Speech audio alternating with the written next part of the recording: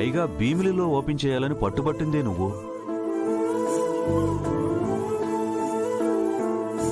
మీరు ఊరుకోండి. అరే, మనసు బాలేక ఉలుకు పలుకు లేని రుద్రాని ఎందుకు ఇబ్బంది పెడుతున్నారు? అది మన పిల్లలున్నారుగా, అంతా వాళ్ళే చూసుకుంటారు. రుద్ర, వాడి ఆలోచన ఆచరణలో పడాలంటే అక్కడ నీ అవసరం చాలా ముఖ్యం.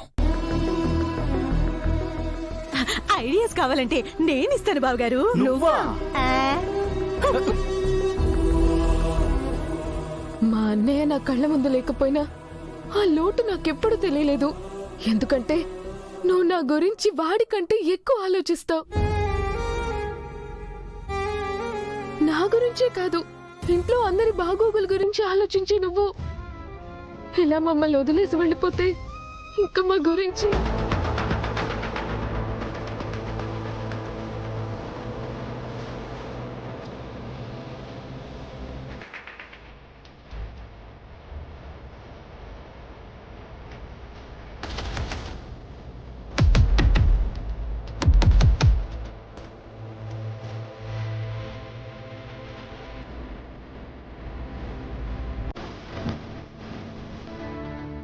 వీడు మనకి దూరంగా వెళ్తుంది, దగ్గర కావడానికి.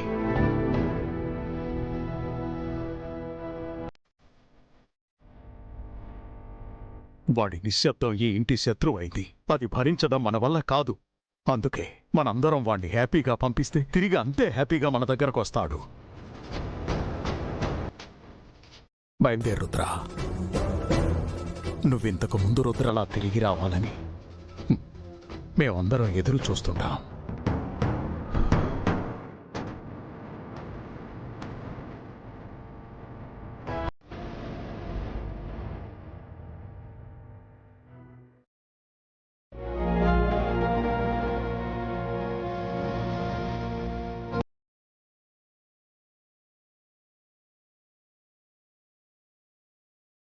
అనియా,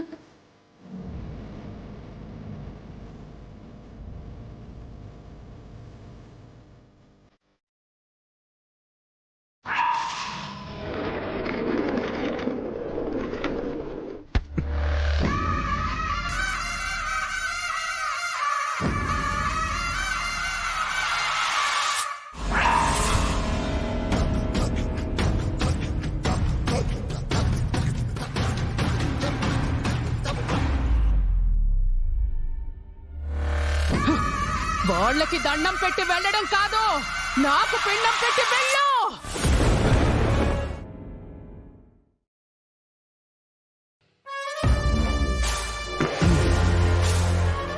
వాడు కళ్ళ ముందు లేకపోతే మీరు ప్రశాంతంగా ఉండలేను అన్నారు. అంటే వాడు బానుని చంపిన హంతకుడని మర్చిపోయారా? పిచ్చిదాన్లా కనిపిస్తున్నానా వీరు? నా కొడుకుని చంపిన వాడు ఎక్కడికో వెళ్లి బాధను మర్చిపోతాను అంటే ఎలా ఊరుకుంటాను? వాడు బ్రతికినంత కాలం చావు కోసం ఎదురు చూస్తూ బ్రతకాలి, చస్తూ బ్రతకాలి. అప్పుడు నా గుండె కోత తీరుతుంది.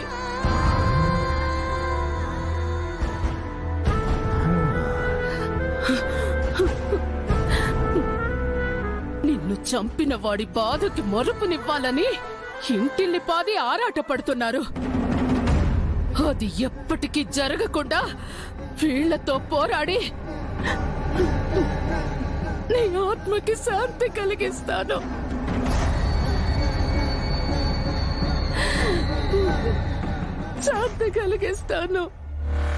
ఇప్పుడు చెప్పు, నేను చేసింది రైటా రాంగా? 100% రైట్ అత్తయ్యా.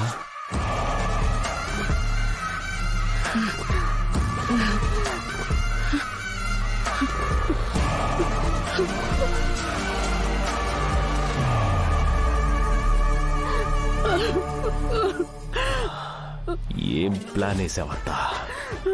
వాడి జీవితాన్ని నువ్వు ఇంట్లో చీకటి పాలు చేస్తే నేను బయట చేస్తా. వాడు కళ్ళున్న గుడ్డివాడిగా బతకాలి.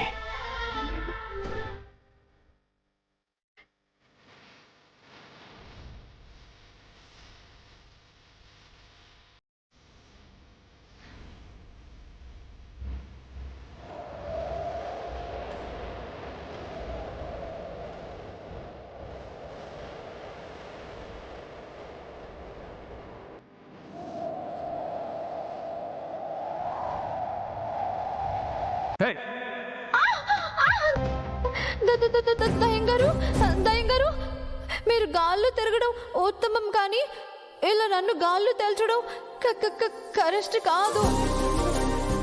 దయచేసి నన్ను భూమి మీద వదిలేయండి please please please please please. అయ్యో దయ్యమో, నా నడుము ఇరిగిందో. అయ్యో దయ్యం మాట్లాడుతుందేంటి? Crack fellow